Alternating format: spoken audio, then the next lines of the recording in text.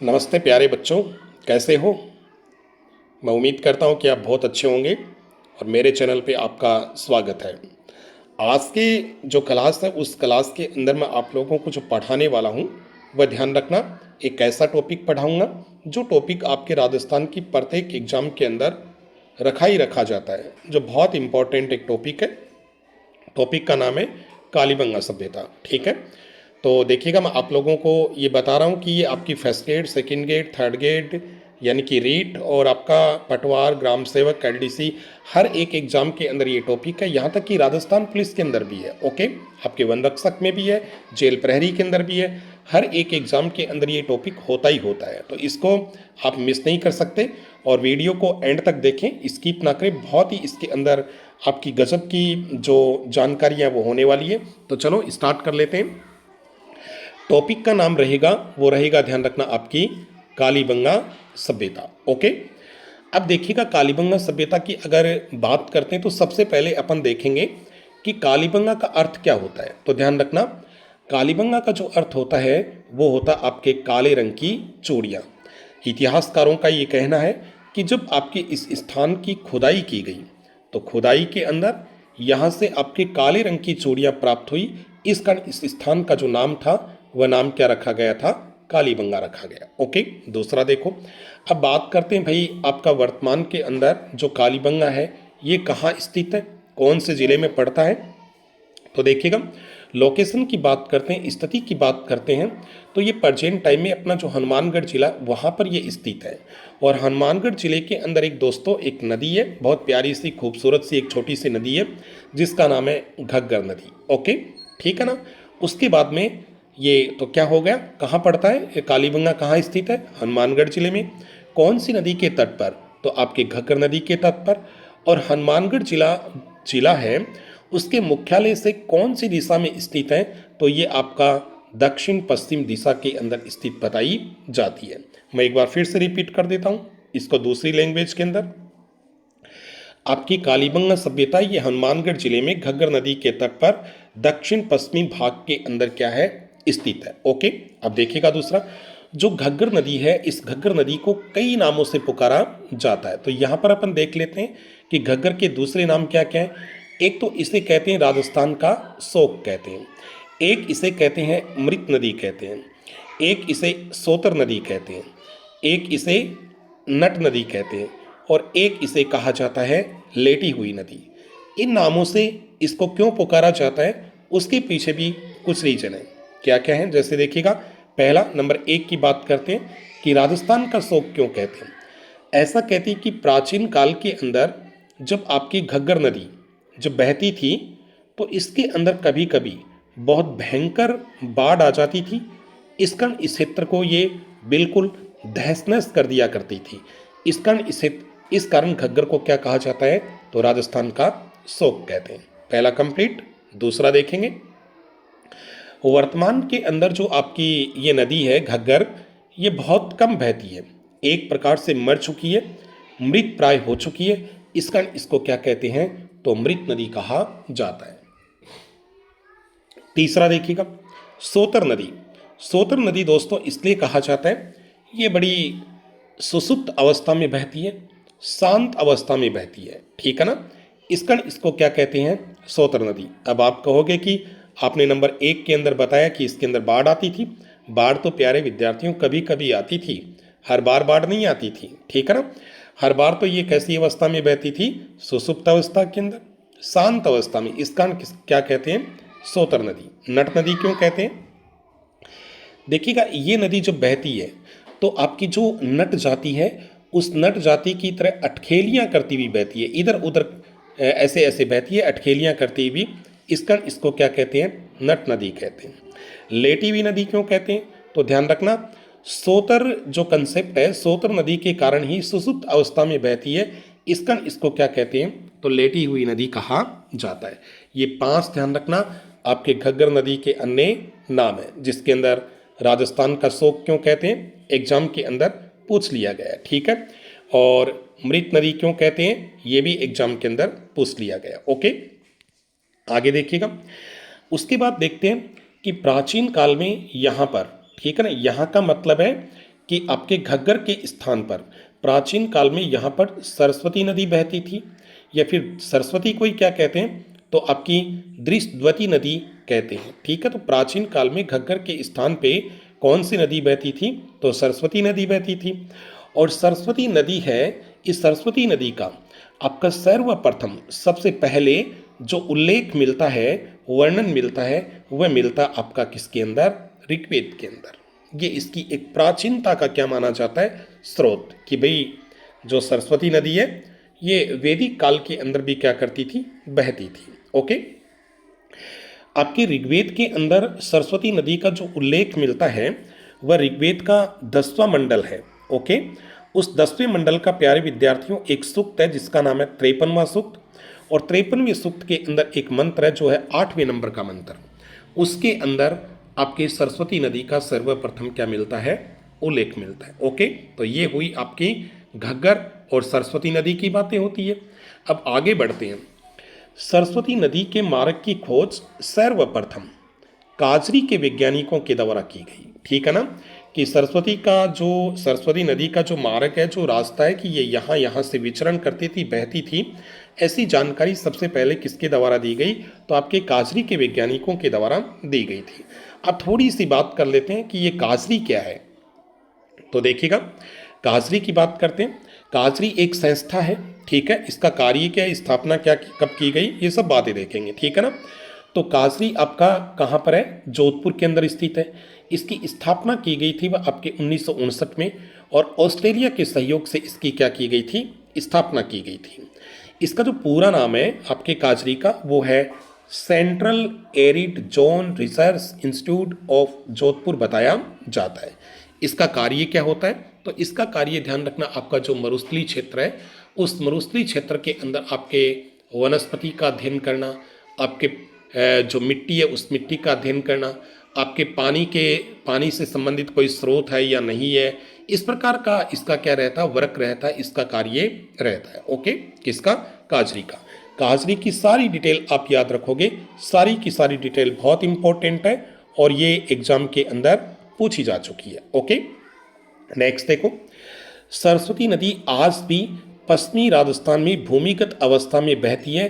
काजरी के वैज्ञानिकों ने इसके 2 प्रमाण दिए। बड़ी एक बहुत ही इम्पोर्टेंट बात है कि सरस्वती नदी आज भी बहती है, और वो कहाँ बहती है तो पश्चिमी राजस्थान के अंदर। देखिएगा दोस्तों, कब कैसे बहती है, ये भूमिगत अवस्था में बहती है, धरातल के ऊपर नहीं बहती। ठीक है, बल्कि धरातल का जो नीचे वाला भाग होता है वहाँ पर ये क्या करती है, बहती है। ठीक है, और काजरी के वैज्ञानिकों ने ऐसे फेंका नहीं, बल्कि इसके साथ साथ में क्या दिए, 2 प्रमाण भी दिए, 2 स्रोत भी दिए। उन्होंने 2 इस प्रकार के ठोस मजबूत स्रोत बताए कि वाकई में ही आपकी सरस्वती नदी आज भी पश्चिमी राजस्थान के अंदर भूमिगत अवस्था में बहती है। ठीक है, ये 2 प्रमाण कौन से, इनकी अपन बात करेंगे। दोनों ही प्रमाण बहुत इंपॉर्टेंट है। देखिएगा, पहला देखो, जैसलमेर जिला उसकी एक तहसील है जिसका नाम है सम तहसील। ओके, सम तहसील के अंदर आपका चांदन नलकूप का पाया जाना, जिसे थार का क्या कहते हैं, घड़ा कहते हैं। ठीक है, इसकी व्याख्या मैं बाद में करूंगा, पहले आपको बता देता हूं। एक तो आप लोगों को ये याद रखना कि थार का घड़ा किसको कहते हैं तो चांदन नलकूप को कहते हैं। ये एग्जाम के अंदर पूछ लिया गया। ठीक है, अब काजरी के वैज्ञानिकों को क्या पता चला कि वो सम के अंदर गए, जाकर के उन्होंने पानी का कुआं खोजा, तो इसके पीछे भी एक कहानी बताई जाती है, और वो क्या था सुनिएगा, ध्यान से सुनना प्यारे विद्यार्थियों। देखिएगा, जब मरुस्थल के अंदर मिट्टी का अध्ययन किया जाता है, ठीक है, और वो कौन करते हैं तो काजरी नामक संस्थान करता है, तो उन्होंने आपके सम तहसील के अंदर जाकर मिट्टी का अध्ययन करने के लिए एक जो पाइप था, ठीक है, बहुत आराम से समझना, बहुत इंपॉर्टेंट बात होने वाली है। ठीक है, इस टाइप का एक क्या था, पाइप था। इस पाइप को कहते हैं कि इन्होंने ड्रिल के माध्यम से या मशीन के माध्यम से और किसके अंदर उतार दिया, जमीन के अंदर। ये ले भैया, किसके अंदर उतार दिया इन्होंने, इसको जमीन के अंदर क्या कर दिया, उतार दिया। अब आप लोगों ने अगर खेतों के अंदर काम किया है, ठीक है, अधिकांश लोग ऐसे हैं जिन्होंने खेतों में काम किया होगा, ठीक है ना, तो देखिएगा आप लोग जब आपके खेत के अंदर गड्ढा खोदते हो फावड़े से, तो गड्ढे की ये जो सतह होती है, ये वाली इसकी दीवार होती है, इसका खड़ा हुआ जो भाग होता है, इसको देखिएगा, यहाँ पे आपको मिट्टी की अलग अलग प्रकार की जो लेयर है वो लेयर दिखाई देंगी, ठीक है।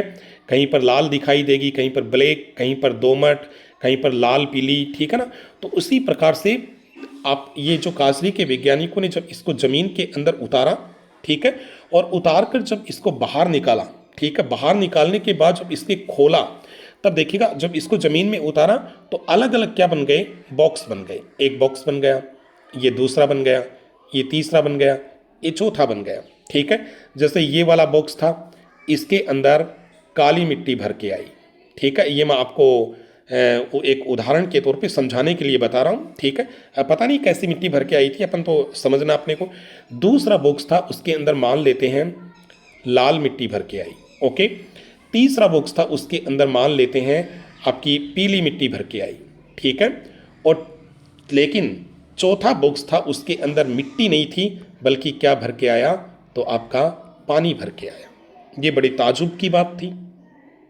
और पानी भी ध्यान रखना दोस्तों, खारा नहीं बल्कि कैसा था, मीठा पानी था, ठीक है।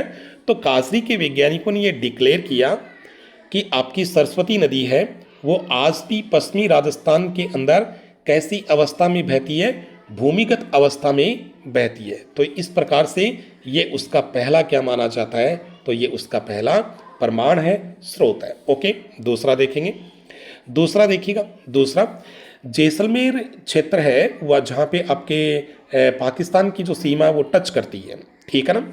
वहाँ पर एक क्षेत्र पाया जाता है, एक उपजाऊ मिट्टी की पट्टी है जिसको क्या कहते हैं, लाठी सीरीज कहते हैं, ठीक है। और ये लाठी सीरीज वास्तव में है क्या, तो भूगर्भिक जल पट्टी है। एक बार RAS प्री के अंदर पूछा गया था कि लाठी सीरीज क्या है, तो वहाँ पे जो सही माना गया था वो माना गया था भूगर्भिक जल पट्टी। अब ये कैसे आपके उसका सरस्वती नदी का स्रोत हो सकता है। देखिएगा यहाँ पे दो प्रकार के घास होते हैं, एक होता धामन और एक होता आपका क्या, सेवन। ये दो घास होते हैं। यहाँ पर जैसे मान लेते हैं ये पट्टी है, ठीक है। इस पट्टी के ऊपर हल्की सी क्या हो जाती है, बारिश हो जाती है। तो यहाँ पर ये सेवन और ये धामन घास अपने आप उगते हैं, ठीक है। और नीचे हल्की सी बारिश होती है और नीचे देखिएगा क्या बहती है, तो भूमिगत अवस्था के अंदर आपकी सरस्वती नदी बहती है। तो ऊपर से पानी आ जाता है, यानी कि बारिश हो जाती है हल्की सी, और नीचे से क्या मिलती है, इस पानी की सपोर्ट मिलती है। तो ये जो घास है आपका सेवन और धामन, ये अपना कंप्लीट जीवन क्या करते हैं, यापन करते हैं, बीज के अंदर जलते नहीं हैं, ठीक है ना। तो इस प्रकार से ये आपके काली उसका सरस्वती जो नदी है उसका दूसरा क्या माना जाता है, तो स्रोत माना जाता है, ठीक है। आगे देखिएगा, अगला है संस्कृत साहित्य है। उस संस्कृत साहित्य में, संस्कृत साहित्य के अंदर जो सरस्वती नदी है उसका जो प्रवाह क्षेत्र है, यानी कि जितने क्षेत्र के अंदर वो बहती है उसको क्या कहा जाता है, तो उसको बहुधान्य दायक क्षेत्र के नाम से पुकारा जाता है। बहुधान्य दायक, ये दायक है, ध्यान रखना, ठीक है। यानी कि इसके अंदर अनाज बहुत ज़्यादा होता है, ठीक है ना, धान बहुत ज़्यादा होता है, इसको क्या कहा गया है, तो बहुधान्य दायक क्षेत्र के नाम से पुकारा गया है। तो कभी पूछे कि संस्कृत साहित्य के अंदर या संस्कृत भाषा के अंदर आपकी सरस्वती नदी के प्रवाह क्षेत्र को क्या कहा गया, तो बहुधान्यदायक क्षेत्र के नाम से पुकारा गया। तो ये हुई दोस्तों, ध्यान रखना, आपकी कालीबंगा सभ्यता, उसकी थोड़ी सी बेसिक सी हल्की सी एक क्या हुई, जानकारी हुई, ठीक है। अब आगे देखिएगा, दूसरा नेक्स्ट पढ़ते हैं आपकी कालीबंगा सभ्यता, उसकी महत्वपूर्ण और इम्पोर्टेंट बातें और भी बहुत सारी हैं, देखिएगा। अब एक बार फिर से मैं टॉपिक डाल के पढ़ा रहा हूँ, कालीबंगा सभ्यता, ठीक है। अब इसके अंदर मुख्य रूप से अपन बात करेंगे कि इसकी जो खोज है, उत्खनन है, ये सब पढ़ेंगे, ठीक है। तो देखिएगा, सर्वप्रथम खोज, ये बड़ा इंपॉर्टेंट होने वाला है, ठीक है, कि सर्वप्रथम इसकी जो खोज है वह खोज किसके द्वारा की गई, तो प्यारे दोस्तों LP टेसीटोरी के द्वारा की गई। थोड़ी सी बात मैं कर लेता हूँ LP टेसीटोरी की। LP टेसीटोरी था, ये ध्यान रखना, आपका कहाँ का विद्वान था, तो ये LP टेसीटोरी इटली का विद्वान था, ठीक है। और ये भारत आता है, ठीक है। जॉर्ज अब्राहम ग्रियर्सन के द्वारा इसे क्या किया गया था, यहाँ बुलाया गया था, ठीक है। बहुत इंटेलिजेंट आदमी था LP टेसीटोरी, कई भाषाओं का ज्ञान रखता था, इटालियन का ज्ञान रखता था, जर्मन का ज्ञान रखता था, इंग्लिश का ज्ञान रखता था, संस्कृत का ज्ञान रखता था, ब्रज भाषा का ज्ञान रखता था। संस्कृत के अंदर तो इन्होंने आपके बीकानेर के अंदर रहते हुए और पीएच वो डिलीट की उपाधि प्राप्त की थी, ठीक है ना। तो कई प्रकार की इसकी बातें हैं, ठीक है। देखिएगा मेन मुद्दे के ऊपर आ जाते हैं। एलपी टेसीटोरिये ये इटली का विद्वान है और यहाँ आता है राजस्थान में। सबसे पहले जोधपुर आया, फिर जोधपुर से ये कहाँ आ गया, तो ये जोधपुर से आ गया कहाँ पर, आपका बीकानेर। ओके भैया। और जब ये आए उस दौरान ध्यान रखना, बीकानेर के जो महाराजा थे उनका नाम था गंगा सिंह। गंगा सिंह एक बहुत ही गजब पर्सनैलिटी थी गंगा सिंह, ठीक है। तो गंगा सिंह ने एलपी टेसीटोरिये, लुइजी पियो टेसीटोरिये, इनकी विद्वता से प्रभावित होकर, और गंगा सिंह ने एलपी टेसीटोरी को कहा कि भाई आप मेरे यहाँ रहोगे, आपको मैं तनख्वाह दूंगा, और आपको जो चारण साहित्य है, चारण साहित्य जो इधर उधर बिखरा पड़ा है, उसको आपको क्या करना है, इकट्ठा करना है। तो गंगा सिंह के द्वारा एलपी टेसीटोरी को कौन सा काम दिया गया, चारण साहित्य के संकलन का क्या दिया गया, कार्य दिया गया। तो आपके एलपी टेसीटोरी थे, ये ऊंट पे चढ़ करके अलग अलग स्थानों पे जाते और चारण साहित्य को क्या कर रहे थे, इकट्ठा कर रहे थे, उसका संकलन कर रहे थे। इसी दौरान दोस्तों ये कौन से स्थान पे पहुंचे, कालीबंगा नामक स्थान पे पहुंचे। यहाँ पर इन्होंने कुछ मृत भांड के टुकड़े देखे, कुछ ईंटों के टुकड़े देखे। तब आपके सर्वप्रथम पहली बार एलपी टेसीटोरी के द्वारा ये डिक्लेयर किया गया, ये घोषणा की गई कि इस स्थान पे कभी न कभी मानव सभ्यता रही होगी। इस प्रकार से सबसे पहले खोजकर्ता किसको माना जाता है, तो आपके एलपी टेसीटोरी को माना जाता है, ठीक है। ये आपके CET की एग्जाम में आ चुका है, हल्के में मत लेना, ओके। अब एक कंफ्यूज और दूर कर देता हूँ, ठीक है।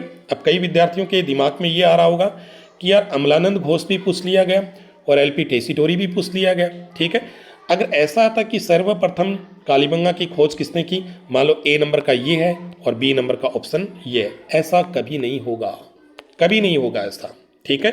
या तो ऑप्शन के अंदर वो ये डालेगा, अगर ये नहीं डालेगा तो ऑप्शन के अंदर आपका अमलानंद घोष डालेगा। इसलिए डरने की कोई बात नहीं है, बिल्कुल एकदम खुले दिमाग से इनको आप याद रखोगे, ओके। नेक्स्ट देखिएगा। अब तो सर्वप्रथम वाला हो गया। अब एलपी टेसीटोरी बहुत इंटेलिजेंट आदमी था, मैंने पहले आपको बता दिया था। इसकी कुछ पुस्तक है, उन पुस्तकों के नाम भी आप लोगों को याद रखने हैं, ठीक है। जैसे देखिएगा पहली पुस्तक राजस्थानी चारण साहित्य एवं ऐतिहासिक सर्वे, ये इनकी एक पुस्तक है जिसके अंदर इन्होंने राजस्थान का जो चारण साहित्य है और उनका इतिहास के अंदर क्या महत्व है, इन सारी चीज़ों का क्या किया है, वर्णन किया है। उसके बाद में दूसरी पुस्तक है पश्चिमी राजस्थानी का व्याकरण, ये भी इनकी बहुत इंपॉर्टेंट है।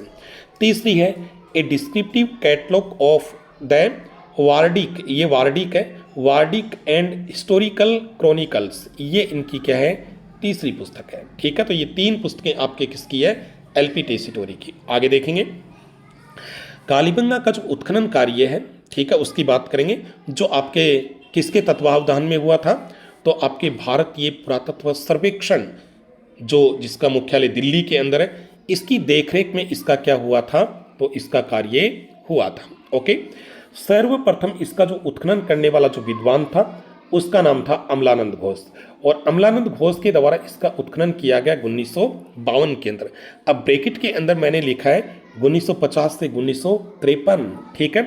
ये आपके फर्स्ट ग्रेड की एग्जाम में आ चुका है और पूछा गया था कि 1950 से लेकर 1953 तक कालीबंगा सभ्यता का जो उत्खनन है वह उत्खनन किस विद्वान के द्वारा किया गया, तो सही उत्तर माना गया था आपका अमलानंद घोष। ये 2014 के अंदर आपकी फर्स्ट ग्रेड की एग्जाम में आया था, ओके। तो इसको भी आप लोग याद रखोगे, 1950 से 1953 भी हो सकता है, ओके। दूसरा देखो, उसके बाद में ये तो सर्वप्रथम हो गया। उसके बाद में देखिएगा व्यापक उत्खनन, एक बड़े स्तर पर कालीबंगा सभ्यता का जो उत्खनन करने वाले जो विद्वान थे वो दो विद्वान थे। एक विद्वान का नाम था आपका बीबी लाल और दूसरा था उसका नाम था बी के थापर।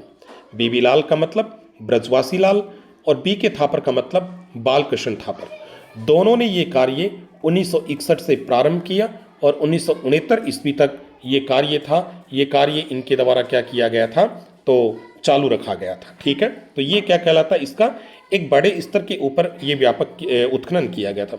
तीसरा देखेंगे, अन्य उत्खननकर्ता कौन है, यानी कि अन्य लोग कौन थे जिन्होंने इनका उत्खनन किया। एक थे एम.डी. खर्रे, एक थे के.एम. श्रीवास्तव और एक थे एस.पी. जैन। इसके अंदर एम.डी. खर्रे आ चुके हैं एग्जाम के अंदर, और आपके के.एम. श्रीवास्तव भी पूछ लिए गए हैं। तो ये हुई आपके कालीबंगा सभ्यता, उसका जो उत्खनन है, उससे संबंधित उसकी जो खोज है, उससे रिलेटेड कुछ क्या थी, बातें थी। ओके प्यारे बच्चों, आगे बढ़ते हैं। नेक्स्ट अगला कंसेप्ट देखिएगा। अगले कंसेप्ट की अगर आप बात करते हो तो देखिएगा क्या आता है। कालीबंगा स्वतंत्र भारत का प्रथम पुरातात्विक स्थल है, जिसका स्वतंत्रता के बाद पहली बार क्या किया गया, उत्खनन किया गया। राजस्थान के अंदर भारत की स्वतंत्रता के बाद जिस ऐतिहासिक स्थल का उत्खनन किया गया, उसका नाम क्या था, तो कालीबंगा। ठीक है, यानी कि राजस्थान के अंदर स्वतंत्रता के बाद पहली बार जिस स्थान का उत्खनन किया गया, खुदाई की गई, वो क्या था, कालीबंगा था। आगे बढ़ते हैं। कालीबंगा का जो उत्खनन है, उसकी जो खुदाई है, वह आपके कितने स्तर पर हुई, 5 स्तरों पर हुई। ठीक है, 5 स्तर, जिसमें ध्यान रखना पहला और दूसरा है, ये हड़प्पा सभ्यता से भी प्राचीन है। तीसरा, चौथा, पांचवा, ये आपके हड़प्पा सभ्यता के समकालीन है। इसका मतलब क्या हुआ, इसका मतलब ये हुआ कि कालीबंगा सभ्यता, उसका जो उत्खनन है, उसकी जो खुदाई है, वह 5 स्तर पर की गई। जैसे 1, फिर आपका 2, फिर आपका 3, फिर आपका 4, और ये आपका अंतिम यानी कि 5। ये वाले आपके पहले 2 हैं। ये जो आपकी सिंधु घाटी सभ्यता है, हड़प्पा सभ्यता है, उससे भी क्या है, प्राचीन है। ठीक है, यानी कि प्राग हड़प्पा कालीन स्थल है। क्या है, प्राग हड़प्पा कालीन स्थल है। ओके, और आपके ये जो है 3, ये ध्यान रखना आपके क्या है, हड़प्पा के समकालीन है। तो ये हड़प्पा के समकालीन स्थल है। तो इन दोनों को याद रखना कि आपकी कालीबंगा सभ्यता है, ये आपके प्राग हड़प्पा के समकालीन भी है, या फिर कह सकते हैं कि हड़प्पा से प्राचीन भी है। ओके, नेक्स्ट देखेंगे आगे। दूसरा देखते हैं, एक और कंसेप्ट देखिएगा। विश्व में सर्वप्रथम आपके दोहरे जुते हुए जो खेत हैं, उन खेतों के जो अवशेष थे, वह अवशेष सर्वप्रथम आपके कहाँ से प्राप्त हुए हैं, तो कालीबंगा से प्राप्त हुए। पूरी दुनिया के अंदर जो आपके इस प्रकार से जो खेत जोते जाते थे, बोए जाते थे, इस प्रकार से ये करते थे। ठीक है, तो ये ध्यान रखना, इस प्रकार के जो खेतों के अवशेष हैं, ये सबसे पहले आपके कहाँ से प्राप्त हुए हैं, कालीबंगा से। यहाँ के लोग थे वह मुख्य रूप से एक तो जौ की खेती करते थे, एक गेहूं की खेती करते थे। मैंने यव शब्द डाला है ब्रैकेट के अंदर, एक बार एग्जाम के अंदर पूछ लिया गया था यव, तो यव को याद रखें। ठीक है, ये आपके जौ का तत्सम होता है। ठीक है, चने की खेती करते थे, सरसों की खेती भी करते थे। इसके अलावा एक इम्पोर्टेंट कंसेप्ट है, यहाँ से कपास की खेती के भी क्या मिले हैं, अवशेष मिले हैं। बहुत इंपॉर्टेंट बात है, ये वाला कंसेप्ट बहुत इंपॉर्टेंट है, इसको याद रखेंगे। नेक्स्ट देखो प्यारे बच्चों, अगला जो है वो है कि आपके राजस्थान में सर्वप्रथम जो अग्निवेदिका है, हवन है, यज्ञ है, उसके जो अवशेष हैं, वो अवशेष आपके कहाँ से प्राप्त हुए, कालीबंगा। पूरे राजस्थान के अंदर सर्वप्रथम आपकी अग्निवेदिका के जो स्रोत हैं, प्रमाण है, अवशेष हैं, वो भी कहाँ से मिले हैं, तो कालीबंगा से प्राप्त हुए। यहाँ से आपकी 7 आयताकार, ठीक है, कैसी आयत के आकार की 7 क्या प्राप्त हुई है, अग्निवेदिकाएं प्राप्त हुई है। और देखिएगा ये कहाँ से प्राप्त हुई, तो ये विकसित हड़प्पा से प्राप्त हुई है। विकसित हड़प्पा का मतलब मैंने आपको बताया था कि आपके हड़प्पा का जो उत्खनन था वह कितने स्तरों पर किया गया, 5। ठीक है, तो पहले और दूसरे से नहीं मिली, बल्कि ये कौन से आपके तीसरे, चौथे और 5वें जो स्तर है, वहां से ये 7 अग्निवेदिकाएं क्या प्राप्त हुई है, आपकी प्राप्त हुई बताई जाती, जिसको क्या कहते हैं, विकसित हड़प्पा के नाम से पुकारा जाता है। आगे देखेंगे, नेक्स्ट देखिएगा।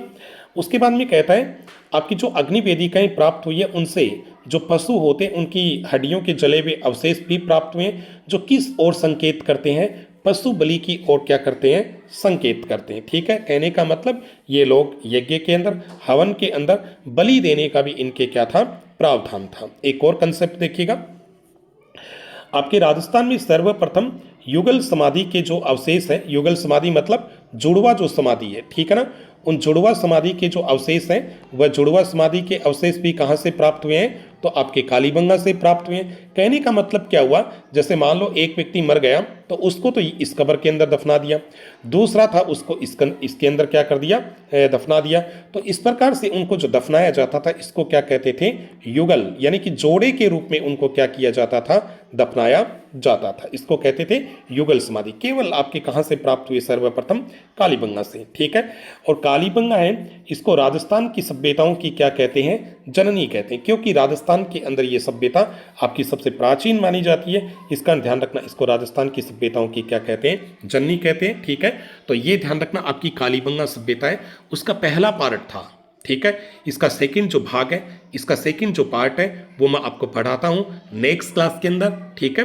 तो उसका आप लोग वो देखने के लिए कि उसका नोटिफिकेशन आप तक पहुँचे, उसके लिए आप लोगों को चैनल है, उस चैनल को क्या करना पड़ेगा, सब्सक्राइब करना पड़ेगा, ठीक है। क्लास कैसी रही आप लोग कमेंट जरूर करोगे। ओके प्यारे विद्यार्थियों, मिलते हैं नेक्स्ट क्लास में। Okay, thank you.